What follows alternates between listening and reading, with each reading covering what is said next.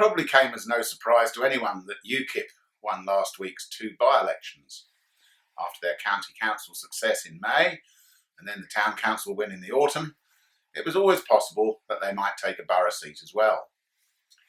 What was surprising, at least to me, was the fall-off in the Conservative vote. Les Asia was a very popular man, so his successor was always going to find it hard to top the poll as clearly as he did. But in fact, the Tory vote all but disappeared and left them well behind Labour, who's held up surprisingly well. So what does this mean in the long term? Well, Haverhill never was a Conservative town, at least not since the town expansion in the 1950s. For years it staunchly elected Labour councillors to borough and county who had no chance of making any significant difference because those councils were packed with Conservatives from the rural towns and the villages. Apart from the blip at the height of Tony Blair's popularity in the late 1990s, when Labour did briefly manage to grab power in St Edmundsbury and share it in Ipswich, Haverhill has been pretty much unrepresented at local government level.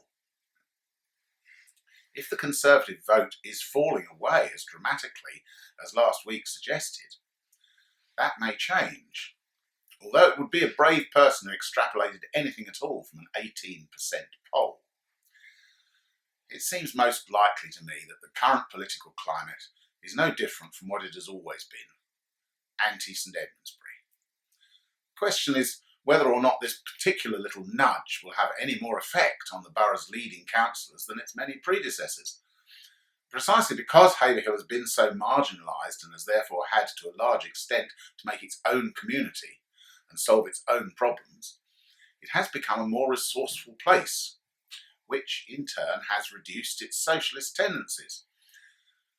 Dissatisfied with the inaction of the Tories, these aspirational voters now look further to the right and have decided to see what UKIP can do. The independence and the generally populist approach of UKIP goes down well in the town. Why do we have to put up with all the failures and the shenanigans of all these politicians is a popular question to ask at the moment. Haverhill, historically a non-conformist town, does not like being told what to do by anybody. Mostly it is apathetic, but when it does come to a view, that view tends to be revolutionary against the status quo, fired by a belief that things should be better. Currently, the status quo is Tory and Lib Dem nationally, Tory at borough and county level, and Labour at town council level. So anyone who claims that the old parties have failed the town is halfway there before they start. Whether or not what happens in Haverhill matters to St Edmundsbury in the long run will have to wait till the next election. Haverhill only has 8 of the 44 seats on the borough council, so even if they all went to UKIP, it would have little effect unless the same thing happened in Bury or in the villages.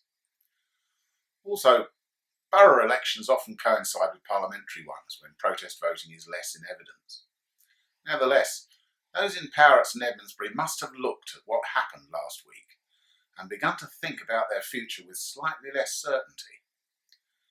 Sadly, if the past is anything to go by, they'll probably throw up their hands in despair at ungrateful Haverhill because they actually believe they have done very well for the town.